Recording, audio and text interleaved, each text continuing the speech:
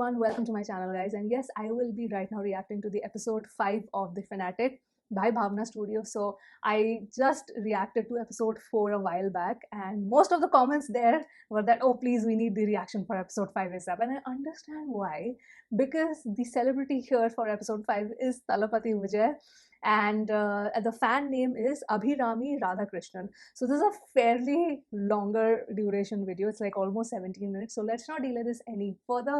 Let's watch episode 5 of The Fanatic. Quite excited for this one. Yo.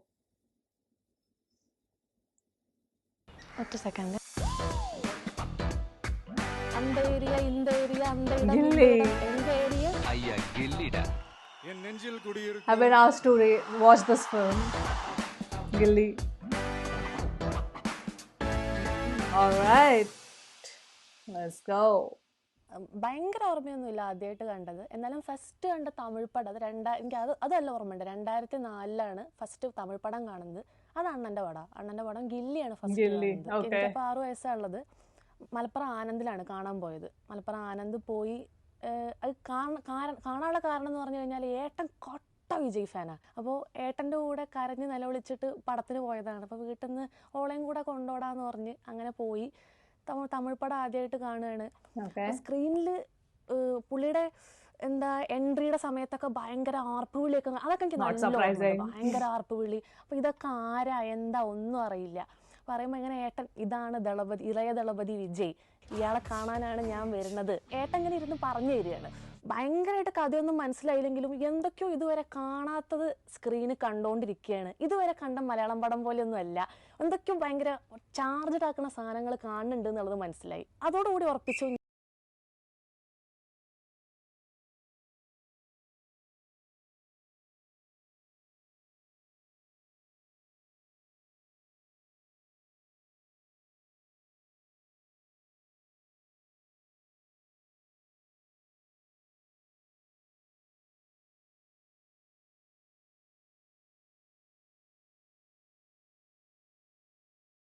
എടുത്തു കഴിഞ്ഞാൽ ഗില്ലിയിലെ ധനലക്ഷ്മി ഏറ്റവും പാവം പിടിച്ചിട്ടുള്ള ഒരു പെൺകുട്ടീനെ രക്ഷിക്കാൻ വേണ്ടിയിട്ട് എല്ലാം മറന്നിട്ട് ഇറങ്ങിത്തിരിക്കുന്ന ഒരു നായകൻ. അപ്പൊ ഞാൻ കണ്ടുള്ള ഒരു ഐഡിയൽ വ്യക്തിയാണ് പുള്ളി. അപ്പൊ ആ ഐഡിയൽ വ്യക്തിയുടെ സിനിമകൾ ഇനിയും കാണുക എന്നുള്ളതായിരുന്നു ഭയങ്കര ഒരു മനസ്സിലെ ഏറ്റവും വലിയ ആഗ്രഹം.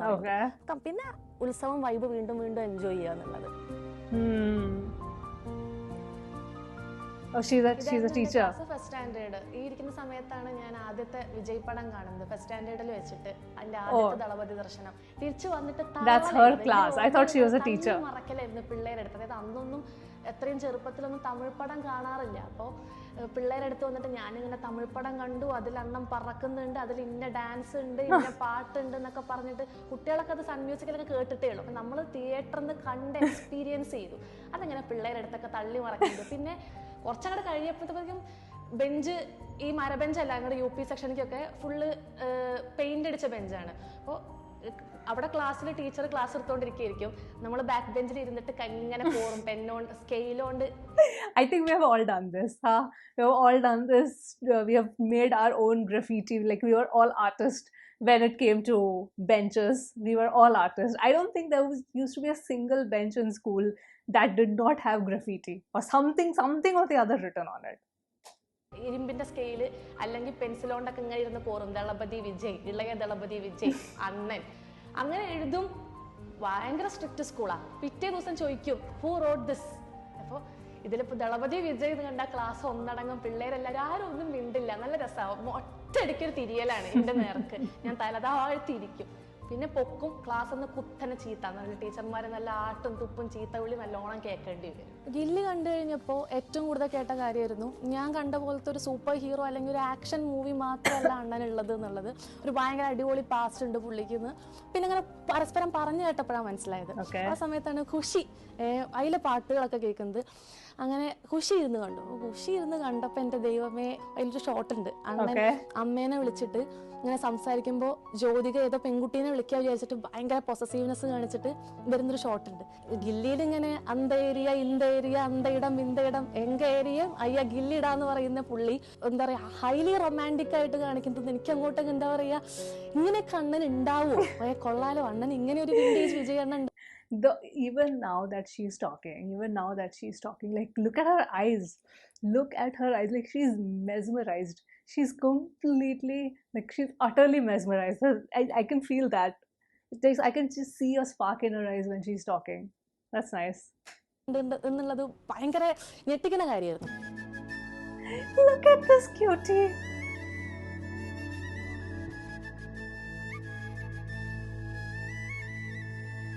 സിനിമ കാണുന്നതിൽ വലിയ പ്രശ്നം ഉണ്ടായിരുന്നില്ല. പക്ഷെ തമിഴ് കാണുക എന്ന് പറയുന്നത് എന്തോ ഭയങ്കര മാരക തെറ്റാണെന്നുള്ള കൺസെപ്റ്റ് ആയിരുന്നു. തമിഴ് സിനിമ കാണുന്നതൊക്കെ വയലൻസ് ഭയങ്കരമായിട്ട് വളർത്തും. അതിൽ ഫുൾ അടി ഇടി വെടി പുകയാണ്. അപ്പോൾ കുട്ടികൾക്ക് പ്രത്യേകിച്ച് കണ്ടു കഴിഞ്ഞാൽ കുട്ടികൾ വഴി തെറ്റിപ്പോവും. അങ്ങനെയായിരുന്നു ഞാൻ എൻ്റെ വീട്ടിൽ കേട്ടിരുന്നത്. ഇതൊക്കെ കണ്ടു കഴിഞ്ഞാൽ നിങ്ങളൊക്കെ വഴി തെറ്റിപ്പോവും, സ്വഭാവം മോശമാവോ. സത്യം പറഞ്ഞാൽ എനിക്ക് ഭയങ്കര ദേഷ്യമായിരുന്നു. ഞാൻ അതിനോടൊന്നും യാതൊരു തരത്തിലും യോജിക്കാത്ത ആളാണ്.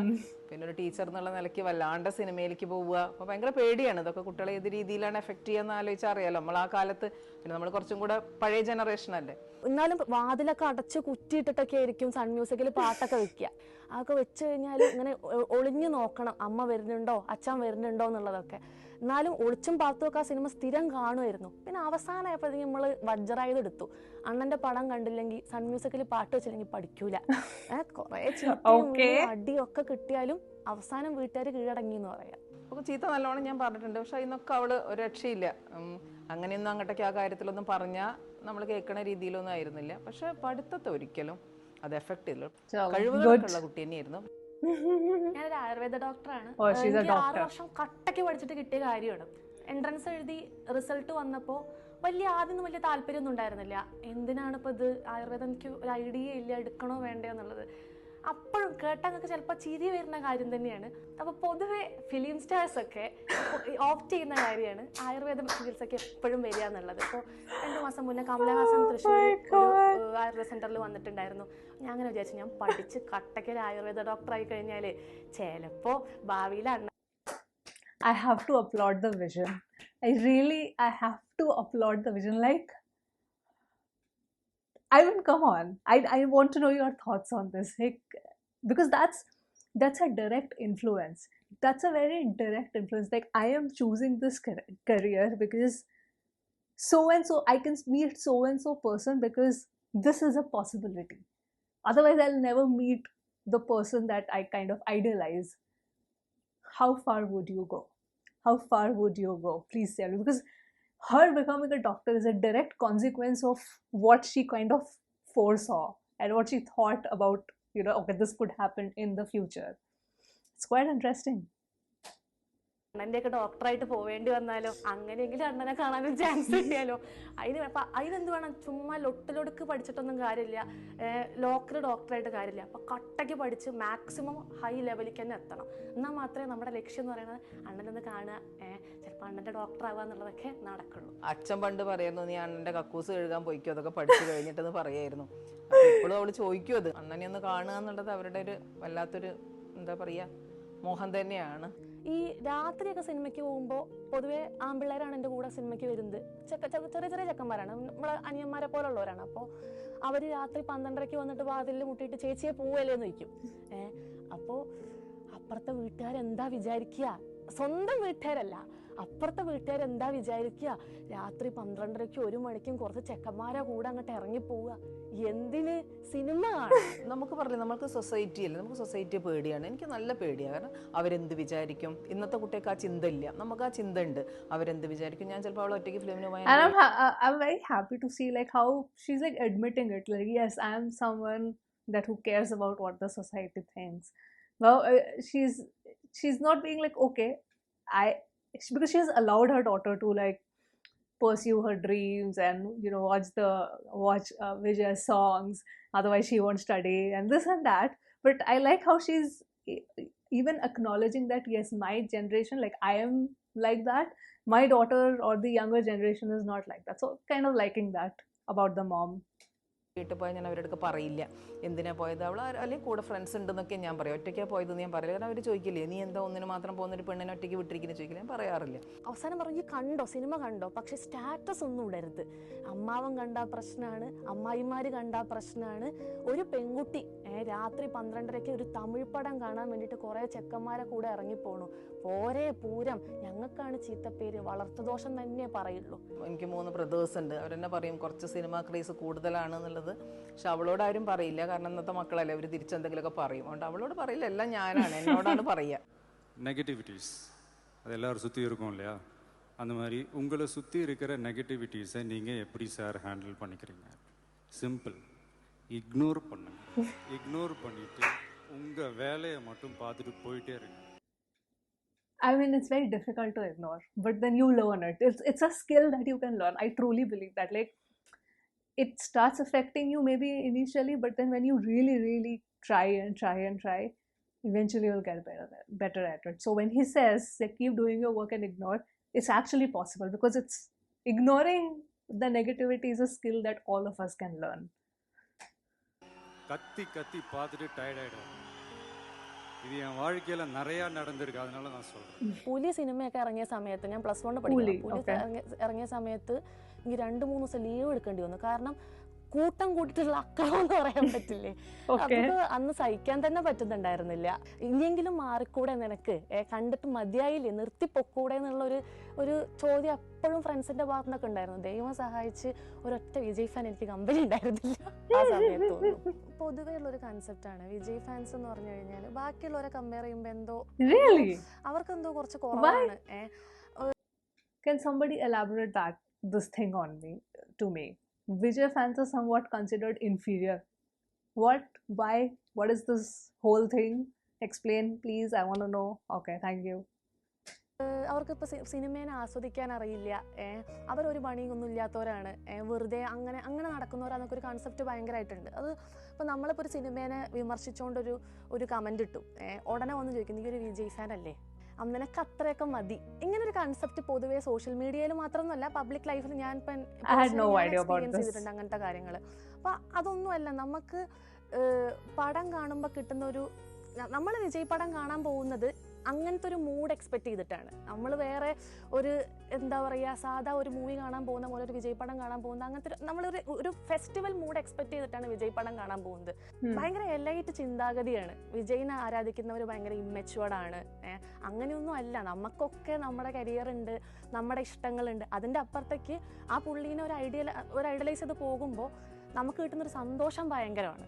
അതുകൊണ്ടാണ് ഇങ്ങനെ ഒരു ആരാധന അതേപോലെ തന്നെ മുന്നോട്ട് കൊണ്ടുപോകുന്നത്. ഇനിയിപ്പോൾ നാളെ പരീക്ഷയാണെങ്കിൽ ഇന്നൊരു ഫാൻ ഷോ ഉണ്ടെങ്കിൽ ഇപ്പോഴും അവൾ അതിന് പോകും. അത് 3 മണി 4 അതിനായിട്ട് കുറച്ച് ഫ്രണ്ട്സ് ഉണ്ട്, അവരുടെ കൂടെ അത് അവള് എങ്ങനെയാണെങ്കിലും ഇപ്പൊ സമ്മതിച്ചിട്ടില്ലെങ്കിൽ ശരി പോകും എന്നുള്ളത് ഒരു ഫാക്ട് തന്നെയാണ്.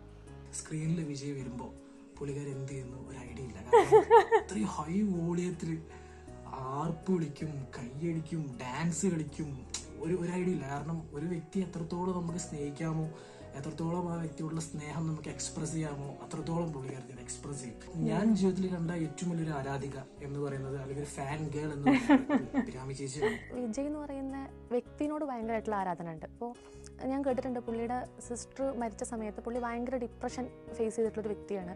അങ്ങനെയാണ് പുള്ളി ഭയങ്കര ഇൻട്രോവേർട്ടായി മാറിയതെന്നൊക്കെ കേട്ടിട്ടുണ്ട്. അപ്പോൾ ലൈഫിലെ ഏറ്റവും മോശം സമയങ്ങളിൽ ഞാൻ ആലോചിക്കുന്നത് അത്രയൊക്കെ ഫേസ് ചെയ്തിട്ടുള്ള വ്യക്തി, അങ്ങനെ ഭയങ്കര ഉൾവലിഞ്ഞ പ്രകൃതിക്കാരനായിട്ടുള്ളൊരു വ്യക്തി ഇന്ന് ഇങ്ങനെ എത്തി ഏറ്റവും വലിയൊരു ഒറേറ്ററായി. പുള്ളിയുടെ സിനിമേനെക്കാട്ടും ഗംഭീരമായിട്ടുള്ള സ്പീച്ചസ് പുള്ളി നടത്തുന്നുണ്ട്. ഓഡിയോ ലോഞ്ചിന് പുള്ളിയുടെ ഒരു സ്പീച്ച് കേൾക്കാൻ വേണ്ടിയിട്ട് ആൾക്കാർ ഓടി എത്തുന്നുണ്ട്. He does give really amazing speeches, that I know.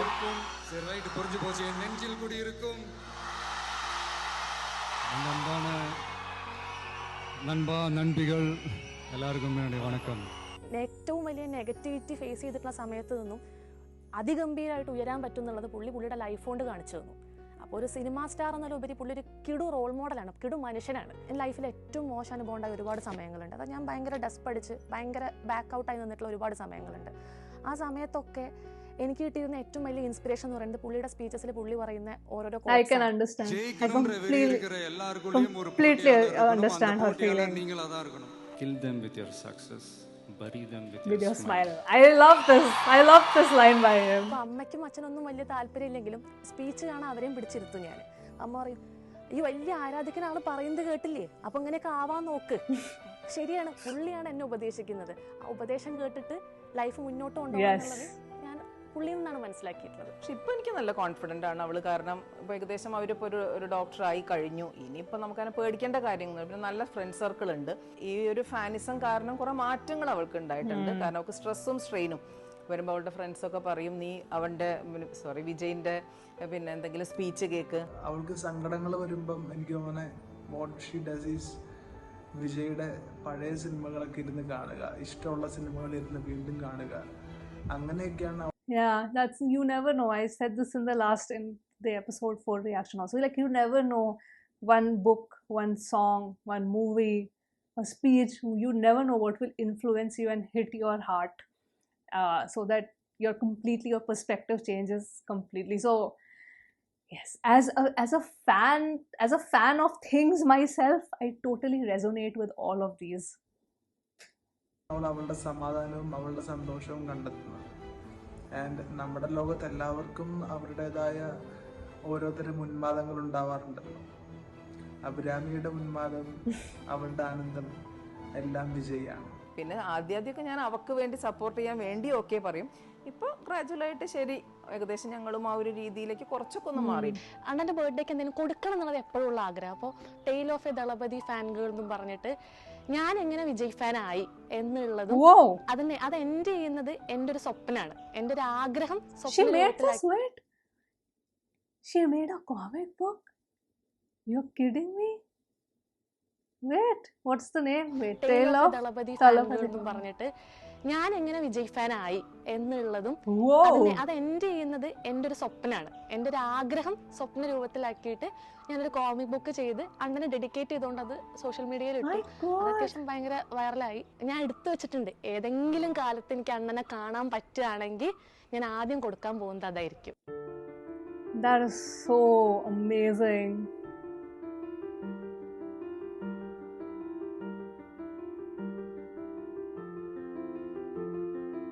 So அந்த அன்பு தாங்க இந்த உலகத்தையே ஜெயிக்கக்கூடிய ஒரு மிகப்பெரிய. That's amazing. Like, நமக்காக எதையும் விட்டு கொடுக்கிற நம்மளுடைய, I'll search for this comic, man. எதுக்காகவும் நம்மளை விட்டு கொடுக்காத நம்ம நண்பர்கள். இந்த ரெண்டு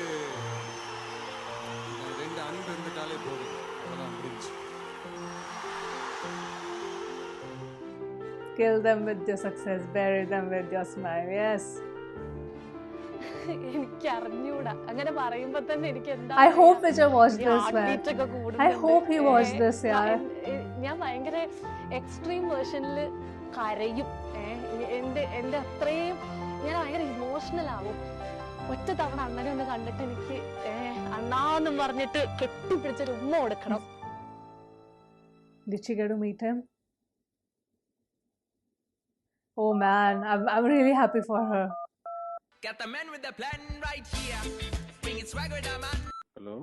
ഹലോ வணக்கங்க, விஜய் பேசுறேங்க. Hello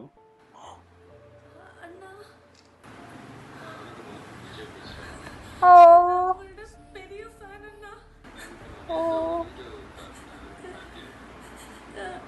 Oh, I'm also crying.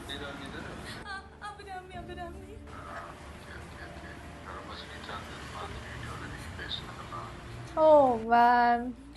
எனக்கு உங்களை ரொம்ப பிடிக்கும். I love you so much Anna. Thank you ma, love you too.